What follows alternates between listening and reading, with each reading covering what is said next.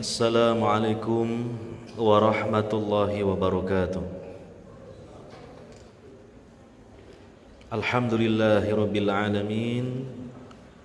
Wassalatu wassalamu ala imamil mursalin Nabiyina Muhammadin wa ala alihi wa sahbihi ajma'in wa man tabi'ahum bi ihsanin ila yaumiddin. Wa qala tabaraka wa ta'ala fi kitabihil karim, ya ayyuhalladzina amanu taqullaha haqqa tuqatih wa la tamutunna illa wa antum muslimun. Al-ayah, amma ba'd. Hadirin wal hadirat, ikhwan dan akhwat sekalian, yang semoga senantiasa mendapatkan rahmat dan hidayah dari Allah Subhanahu wa taala. Alhamdulillah, pada kesempatan malam hari ini kita masih diberi kesempatan oleh Allah taala dalam hidup di dunia ini, dan bahkan kita dalam kondisi tetap istiqomah di atas hidayah Allah taala, di atas agama Islam, di atas iman dan tauhid, dan tetap sabar menjalankan ibadah kepada Allah Subhanahu wa taala. Semoga segala ibadah, segala amal saleh kita ini dicatat oleh Allah Subhanahu wa taala menjadi nilai-nilai pahala yang dapat kita bawa sampai kita menghadap Allah Ta'ala di akhirat.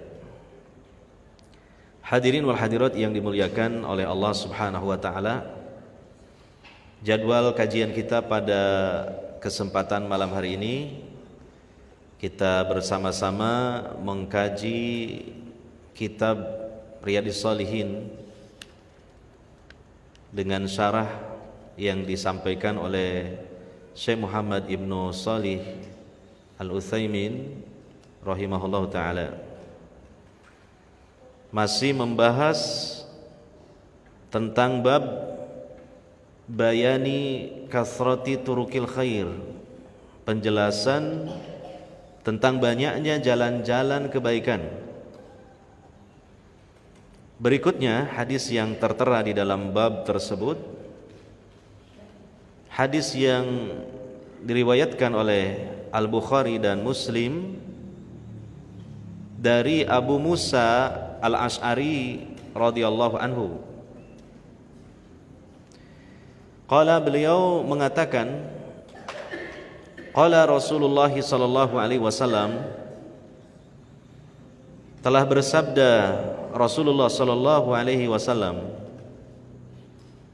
man shallal bardaini dakhalal jannah. Barang siapa yang melaksanakan salat al-bardain, ini sebuah istilah.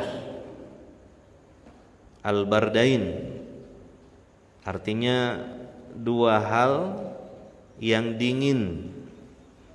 Dari al-bardu artinya dingin. Al-bardain berarti dua hal yang dingin. Ya. Maka siapa yang sholat atau mengerjakan sholat al-bardain, maka dia masuk ke dalam surga. Ini menunjukkan kepada kita keutamaan yang luar biasa kalau kita melaksanakan apa yang disebut al-bardain, dua sholat yang dilakukan di dua waktu yang dingin. Imam Nawawi rahimahullah ta'ala menjelaskan al-bardain itu adalah as-subha wal asra, sholat subuh dan sholat asar. Ya. Kenapa dua sholat ini disebut dengan dua sholat yang dilakukan di dua waktu yang dingin, karena sholat subuh itu dilaksanakan di waktu cuaca masih dingin. Begitu selesai malam, datanglah awal siang yang disebut dengan waktu subuh, yang ditandai dengan terbitnya fajar shadiq sebelum matahari menyingsing di ufuk timur. Maka pada waktu itu cuacanya dingin, maka sholat subuh disebut sholatul bardi, sholat yang dingin. Demikian juga waktu melaksanakan sholat asar itu dilaksanakan di ujung siang sebelum datangnya malam. Ya, jadi ketika matahari telah condong ke arah barat dan bayangan benda, ya, panjangnya sama dengan bendanya itu sendiri, ketika ditancapkan di permukaan tanah yang datar dengan tegak lurus, sampai kemudian datangnya malam, yaitu ditandai dengan terbenamnya seluruh lingkaran matahari di ufuk barat. Itu adalah waktu yang sudah mulai dingin karena akan datang malam. Maka sholat asar pun disebut sholatul bardi, sholat yang dingin. Maka subuh dan asar itu disebut sholat al-bardain, dua sholat yang dilaksanakan di waktu yang cuacanya dingin. Inilah menunjukkan keutamaan melaksanakan dua sholat tersebut. Dan memang melaksanakan dua sholat ini tidak mudah, tidak merasa ringan, kecuali hamba-hamba Allah yang beriman dan di dalam hatinya tidak ada kemunafikan, ya. Dan orang-orang yang benar-benar dia adalah sabar di dalam melaksanakan dua sholat tersebut, karena dua waktu, ya, yang dilaksanakan dua sholat tersebut itu cukup berat. Ya, waktu subuh kita tahu kan, banyak orang masih menyisakan rasa kantuk karena habis tidur, atau bahkan ada yang masih tidur. Ya. Demikian waktu asar itu biasanya sisa-sisa tenaga dari aktivitas sehari itu, yang kita sering jumpai bahwa saat yang tepat untuk berleha-leha, ya, saat yang tepat untuk jalan-jalan bersama keluarga, ya. Kan begitu, waktu sore menjelang malam itu. Hanya orang yang beriman dan orang yang sabar maka merasa ringan, bahkan gembira dengan melaksanakan dua sholat tersebut. Maka orang yang seperti itu dapat keutamaan dakhalal jannah, dia niscaya masuk ke dalam surga, ya. Bukan kemudian dipahami bahwa kita dalam melaksanakan sholat fardu yang 5 waktu cukup melaksanakan dua sholat ini saja, karena Nabi mengatakan man sholal bardain dakhalal jannah. Tentu tidak demikian. Demikian pun kita melaksanakan sholat fardu yang lainnya, yang 3 selain subuh dan asar, yaitu duhur, maghrib, dan isya. Karena 3 sholat tersebut juga merupakan kewajiban. Kalau kita meninggalkannya tentu berdosa. Jadi artinya ini ada keutamaan yang lebih daripada 3 sholat yang lainnya untuk 2 sholat ini, yaitu sholat subuh dan sholat asar. Karena relatif ini memang agak berat, kecuali orang-orang yang memiliki keimanan dan kesabaran yang tinggi dalam menjalankan perintah Allah Subhanahu wa taala. Alhamdulillah, terutama kita yang hadir di sini, selalu dan selalu istiqomah kan melaksanakan sholat subuh dan sholat asar, bahkan terutama untuk kaum laki-lakinya berjamaah di masjid di awal waktu. Kita harus gembira ketika kita mendengar hadis ini, karena kita dari dulu sampai sekarang telah memenuhi kriteria ini gitu loh. Jadi kalau dibacakan hadis ini jangan cemberut aja nih, harus gembira ini gitu. Ya kan? Kenapa tidak gembira? Aneh justru. Ya, karena amalan ini bukanlah amalan yang kita belum melaksanakannya atau kita baru memplanning untuk melaksanakannya nanti. Tidak, ini sejak dulu kita laksanakan. Bahkan ada di antara kita melaksanakannya sejak kecil, sejak masih ingusan, dan kalau membuang ingus masih bersisa, iya, enggak bersih, udah rajin melaksanakan sholat subuh, sholat asar, sholat subuh, sholat asar ini sampai detik ini. Bergembiralah, ini adalah salah satu andalan kita kelak di akhirat ketika kita bertemu dengan Allah Subhanahu wa ta'ala.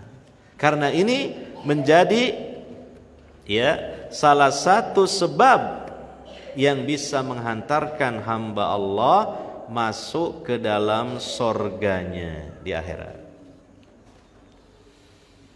Dalam hadis yang lain terkait dengan masalah sholat al-bardain ini,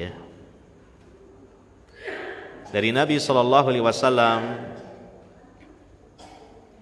bahwa pernah Nabi SAW nadhara ilal qamar lailatan, beliau melihat bulan di suatu malam, bulan purnama, bulan yang bulatannya sempurna, terlihat dengan sempurna, mungkin seperti malam ini kayaknya. Ini termasuk pertengahan bulan Qamariyah ya. Nah, di cuaca yang cerah, maka kemudian Nabi SAW mengatakan, jadi ini hadis ini cukup berkesan di benak para sahabat, karena ketika Nabi menyampaikan hadis ini, Nabi sedang memandang bulan di malam yang cerah. Nabi mengatakan, innakum satarawna rabbakum kama tarawna hadzal qamar. Sesungguhnya kalian kelak akan melihat Rabb kalian sebagaimana kalian melihat bulan ini. Ya, di dunia ini kita mustahil bisa melihat wujud Allah, mustahil bisa melihat wajah Allah. Tapi di dunia ini kita sudah berakidah bahwa Allah memiliki wajah yang sesuai dengan keagungan dan kemuliaannya. Dan tentu kita meyakini tentang wajah Allah ini jangan disamakan dengan wajah makhluk-makhluknya yang ada. Dan juga kita tidak boleh berimajinasi, membayang-bayangkan dalam benak kita seperti apa hakikat atau kaifiah wajah Allah. Justru dengan hal yang rahasia dan gaib ini membuat kita jadi penasaran. Dan Allah janjikan di akhirat wajahnya bisa dilihat, tapi khusus oleh siapa? Hamba-hambanya yang beriman, hamba-hambanya yang bertakwa. Maka rasa penasaran ini positif, mendorong kita untuk bagaimana di akhirat nanti bisa melihat dengan jelas, secara gamblang, langsung dengan mata kepala sendiri wajah Allah Subhanahu wa ta'ala.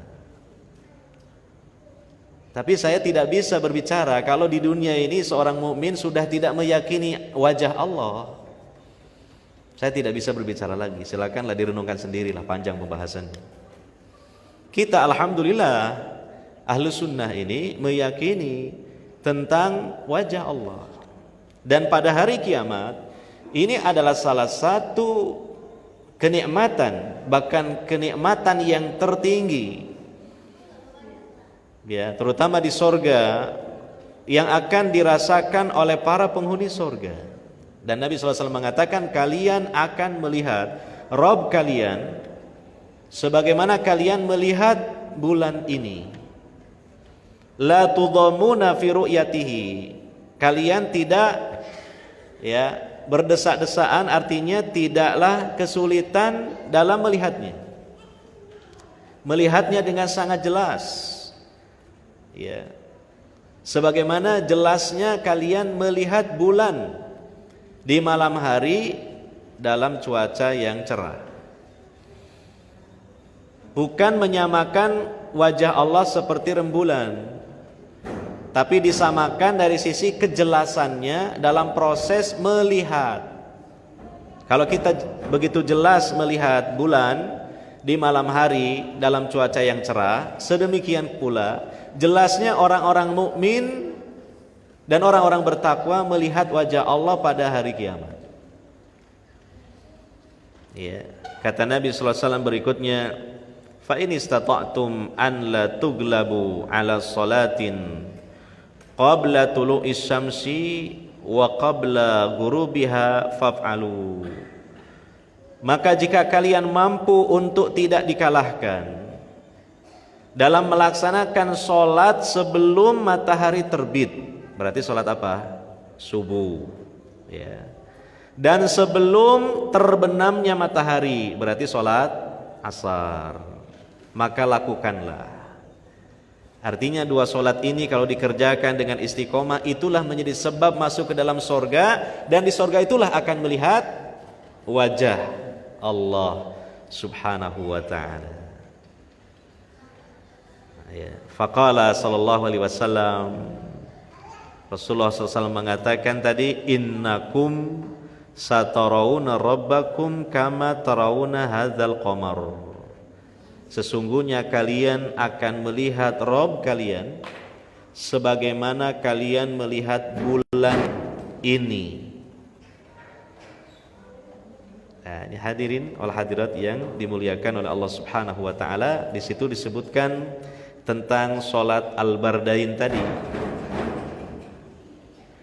yaitu salat subuh dan salat asar. Dan di antara dua salat ini, al-bardain ini, yang paling istimewa adalah salat asar. Yang paling istimewa adalah salat asar. Karena apa? Allah Subhanahu wa taala menyebutkan tentang salat asar ini secara khusus. Berarti memiliki keistimewaan. Yaitu dalam surah Al-Baqarah ayat 238. Hafizu 'alas salawati was salatil wusta wa qumu lillahi qanitin. Hafidhu muhafadzah ini bukan dihafal. Masa sholat cuma dihafal? Anak kecil hafal sholat 5 waktu. Maksudnya di sini muhafadzah itu apa? Pelaksanaannya. Nah, selalu istiqomah dalam melaksanakannya. Bahkan disempurnakan dengan memenuhi syarat-syaratnya, rukun-rukunnya, dan kewajiban-kewajibannya. Itu makna muhafadzah. Ya, di samping juga waktunya dijaga, artinya jangan sampai keluar dari waktunya, bahkan yang utama di awal waktu. Itu namanya muhafadzah. Ya. Mungkin kita belum sempurna itu muhafadzah itu. Syaratnya mungkin iya, rukunnya ya mungkin, kewajiban. Nah ini di antara kewajiban dalam sholat itu khusyuk. Ini kita masih harus banyak belajar dan berlatih untuk khusyuk ini. Karena seringnya kita dalam sholat itu justru khusyuk ngelamunnya. Kalau ngelamun di luar sholat kurang khusyuk, kalau dalam sholat lebih khusyuk. Terbayang masa lalu, terbayang yang barusan terjadi, bahkan membayangkan yang belum terjadi. Nah, kita ingat ini perintah Allah, hafidhu 'alas shalawat. Muhafadzah salat-salat itu. Was shalatil wusta. Nah, ini disebutkan secara khusus. Dan jagalah salat wusta. Salat yang berada di waktu yang tengah-tengah, di pertengahan. Ya. Nah, salat wusta ini tafsir yang tepat adalah salat asar. Ada sebagian ulama mengatakan salat subuh, tapi yang lebih tepat, yang rajih, salat asar.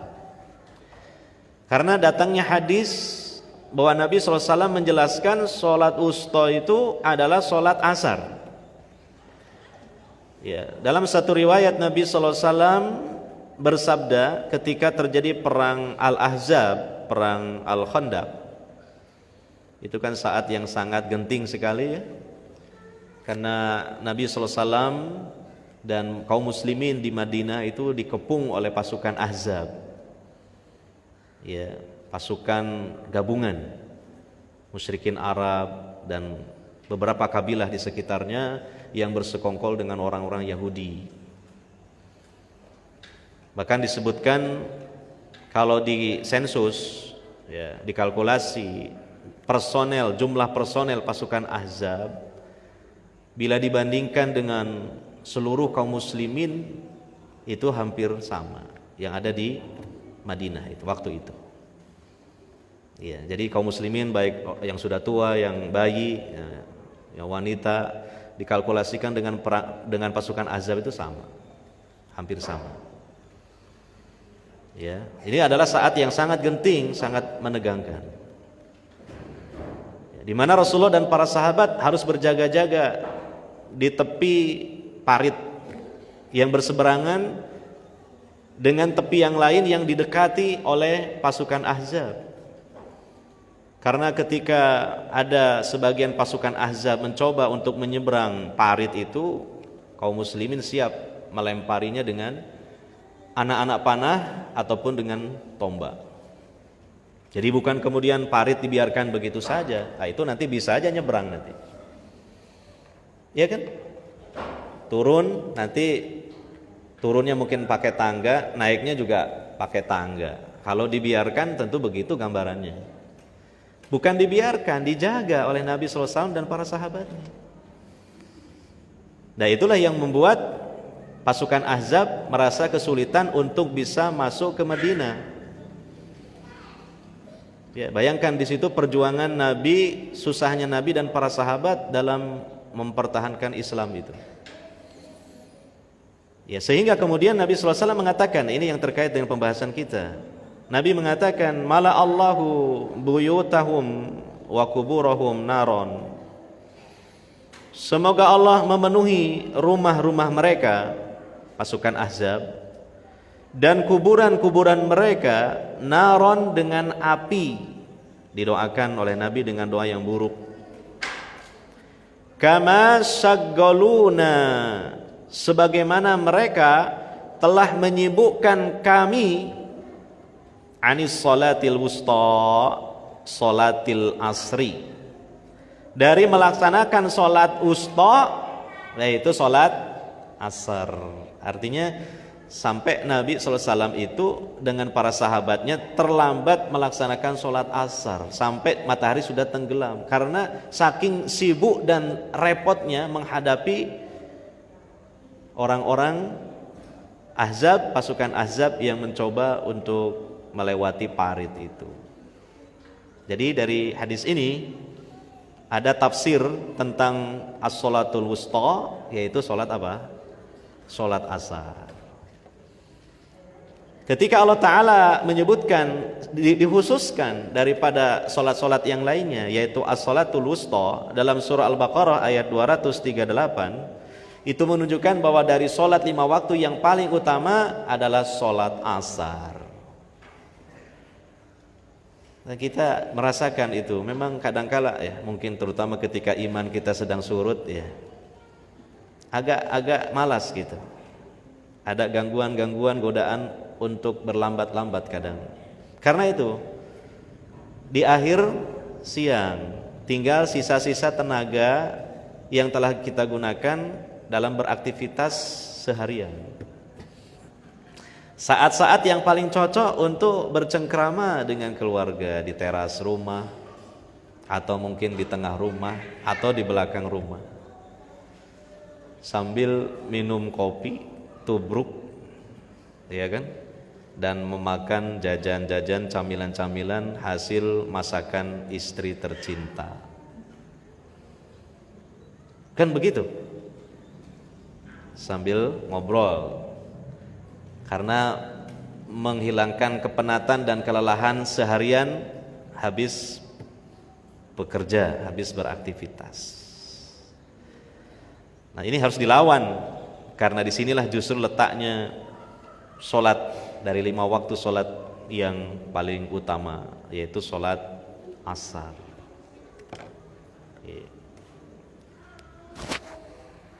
Hadirin wal hadirat yang dimuliakan oleh Allah Ta'ala. Jadi hadis tadi tertera dalam bab kasrati turukil khair. Oleh karena itu hendaknya kita jaga dari sholat 5 waktu semuanya, dan ada keistimewaan tersendiri untuk sholat subuh dan sholat asar, terutama sholat asar. Bergembiralah, hayatilah, harapkanlah keutamaannya dari Allah Subhanahu wa ta'ala ketika kita dari dulu sampai sekarang, dan insya Allah sampai kita mati menjaga sholat subuh, menjaga sholat asar, bahkan dilakukan dengan sebaik-baiknya. Bagi laki-laki, di antara pelaksanaan yang terbaik adalah di masjid, ya, dan hukumnya wajib berjamaah, tentu di awal waktu. Itu tentu yang paling sempurna. Yeah. Hadirin wal hadirat yang dimuliakan oleh Allah Ta'ala. Hadis yang berikutnya riwayat Al-Bukhari